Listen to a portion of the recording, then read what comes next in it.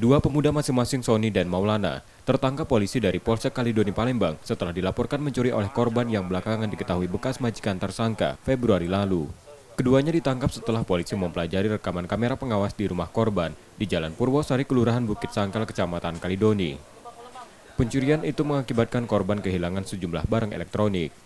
Pada polisi, tersangka mengaku alasan mereka mencuri di rumah mantan majikannya itu karena sakit hati sering dihardik.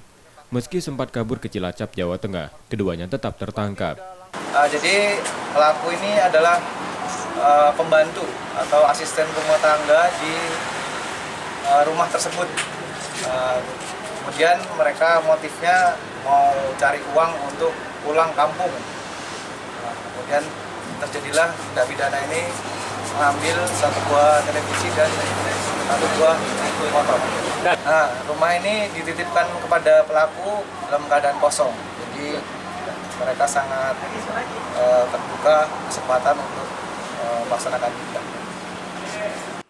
Akibat perbuatannya, kedua tersangka kini ditahan di tahanan Polsek Kalidoni dan terancam hukuman 5 tahun penjara. Rizky Oktora, Muklas Diferensial, Kompas TV, Palembang, Sumatera Selatan.